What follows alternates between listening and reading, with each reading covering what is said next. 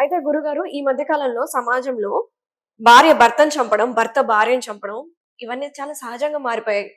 ఒక దాని కోసం అంటే ఎక్స్‌పెక్టేషన్స్ ఎక్కువయ్యి పొడుచుకోవడాలు, చంపుకోవడాలు ఎక్కువైపోయాయి కదా! వీళ్ళకి ఎటువంటి పాపాలు, ఎటువంటి కర్మ అనుభవిస్తారు? దానికి తగిన శిక్ష అనుభవిస్తారు. ఒక నేరస్తుడు ఒక నేరం చేసి జడ్జి గారి ముందు నుంచుంటే అతని నేరాన్ని చూసి అతనికి పనిష్మెంట్ ఇస్తారు కదా.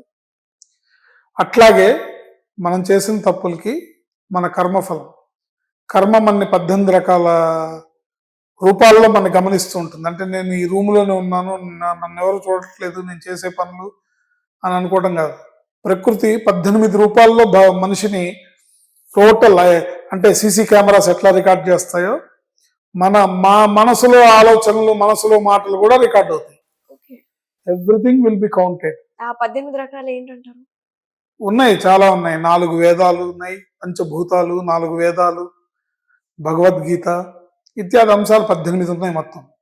ఇవన్నీ రూపాల్లో ప్రకృతి గమనిస్తూ ఉంటుంది. కనుక మనం ధర్మంగా ఎలా ఉండాలి? ధర్మం అంటే ఏంటి? చిన్నప్పటి నుంచి నీ తల్లిదండ్రులు ఏం చెప్తున్నారు, నీకు పెద్దవాళ్ళు ఏం చెప్తున్నారు, నువ్వు పుట్టిన సంస్కృతి, నువ్వు పుట్టిన మతంలో, నువ్వు పుట్టిన సనాతన ధర్మంలో సనాతన ధర్మం ఏం చెప్తోంది, ఎలా బతకమని చెప్తోంది, పక్కవాడికి సహాయం చేయమని చెప్తోంది, ఎవరికి అన్యాయం చేయొద్దని చెప్తోంది, నీది కాని వస్తువు నువ్వు ఆశపడకూడదని చెప్తోంది, ఎవరి సొమ్ము లాక్కోవద్దని చెప్తోంది.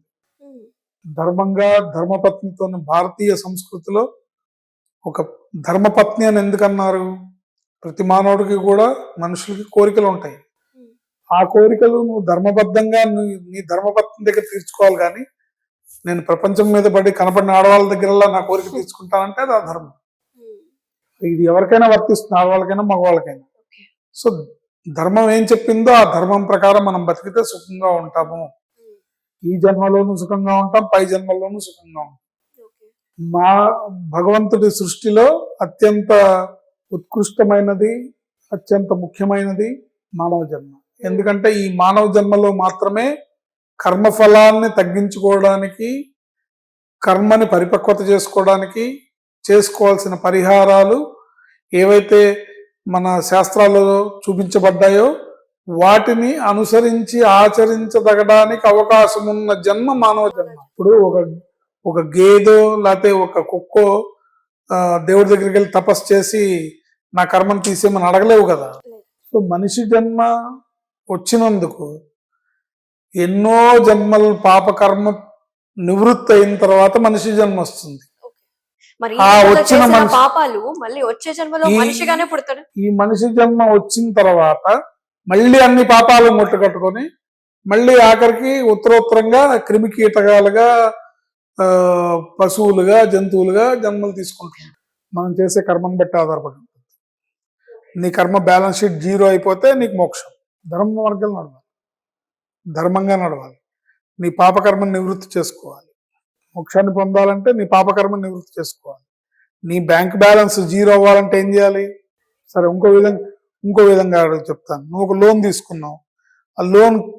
గురుగారు, ఈ కలియుగంలో మనిషి మోక్షం పొందాలంటే ఏం చేయాలి? మోక్షం పొందాలంటే కర్మ పరిపక్వం అవ్వాలి, కర్మ నిల్ బ్యాలెన్స్ అవ్వాలి. ఉదాహరణకి మీరు ఒక లోన్ తీసుకున్నారు అనుకోండి, 10 లక్షల లోన్ తీసుకున్నారు, వాళ్ళు ఇంట్రెస్ట్లు వేశారు, మీరు ఈఎంఐలు కడుతున్నారు, అన్ని క్యాల్కులేషన్, ఇంట్రెస్ట్తో సహా ఎప్పటికప్పుడు అమౌంట్ ఎంత అయింది, నెక్స్ట్ మీరు రీపేమెంట్ ఎంత చేస్తున్నారు. ఒకనాటికి కొన్ని సంవత్సరాలకి ఆ లోన్ క్లోజ్ అయిపోయి 0 బ్యాలెన్స్ అయింది కదా.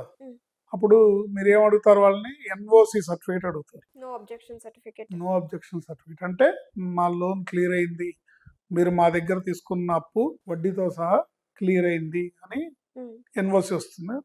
అదే మోక్షం. ఓకే, చాలా సింపుల్ గా చెప్పారు సార్, భలే ఎగ్జాంపుల్ తోటి. అదే మోక్షం.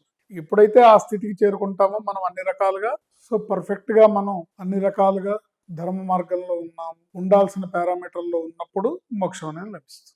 అందుకు నిరంతరం ప్రయత్నం చేస్తూ ఉండాలి. ఎవరు కూడా అంత పర్ఫెక్ట్ కాదు.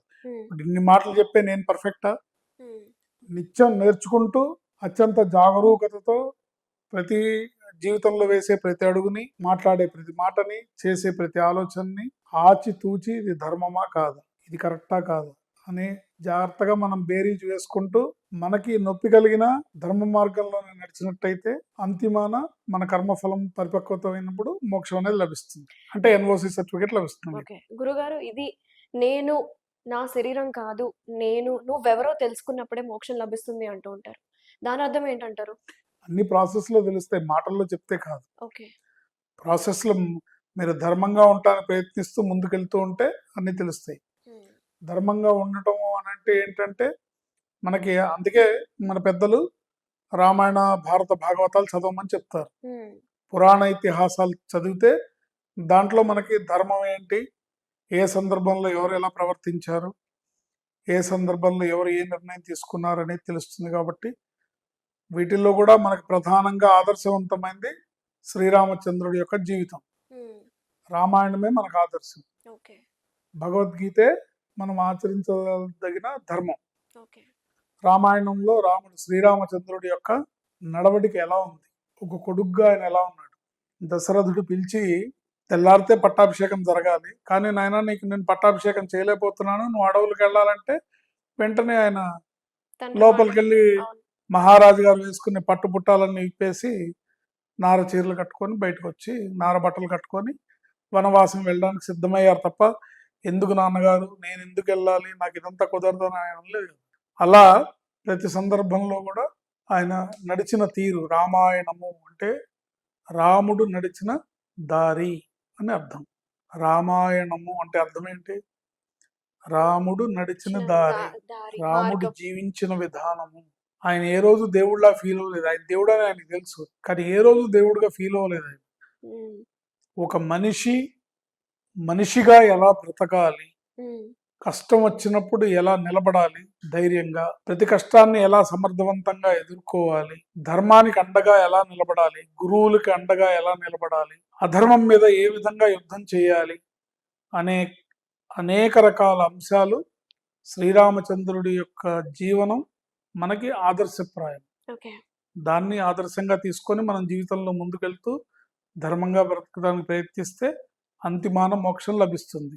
ఓకే. బట్ చేసే పనులే చేస్తూ మనిషిలో మార్పు రాకుండా ఉన్న విధంగానే బతుకుతూ నాకు మోక్షం రావాలి, పుణ్యం రావాలంటే రాదు. ఈ ఇంటర్వ్యూ ఎండ్ చేసే ముందు ఈ సమాజంలో చాలా మందికి స్పిరిచువాలిటీ మీద అవేర్‌నెస్ చాలా పెరుగుతుంది.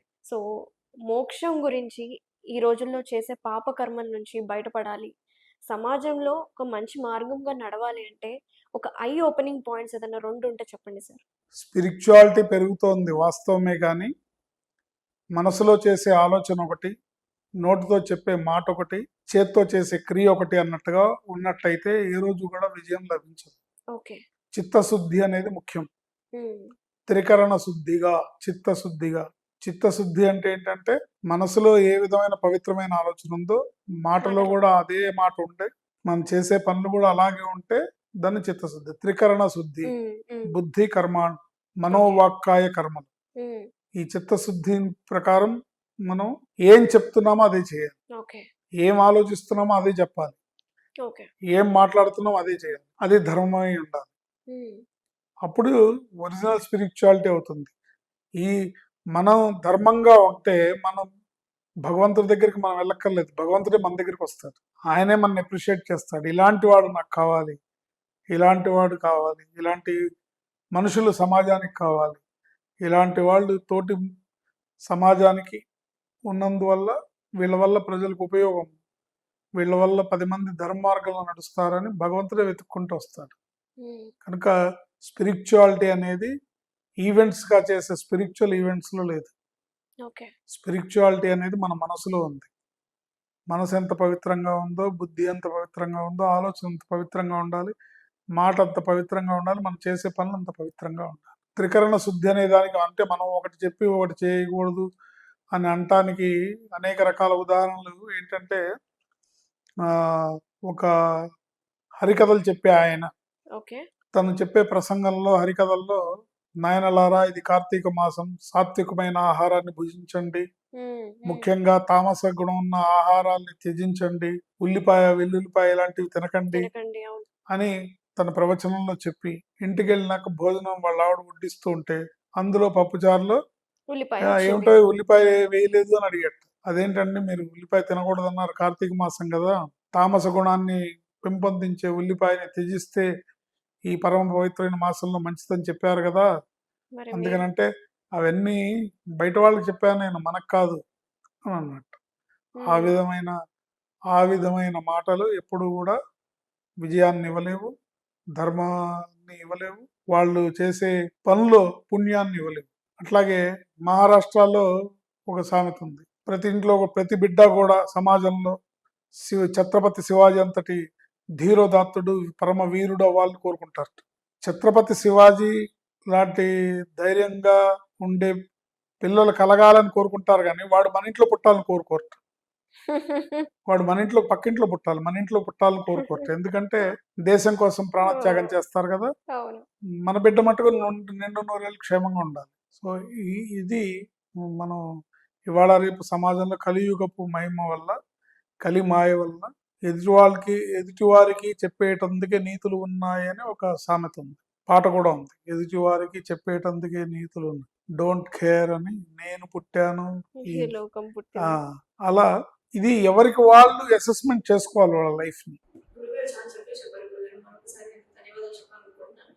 ఎందుకంటే కర్మ సిద్ధాంతం గురించి ఎంతో మంది మాట్లాడుతున్నా సరే దానికి పర్ఫెక్ట్ ఎవిడెన్స్ అండ్ ఉదాహరణతో మాకు చెప్పడం జరిగింది. థ్యాంక్ యూ సో మచ్ అడగండి స్టూడియోకి వచ్చారు.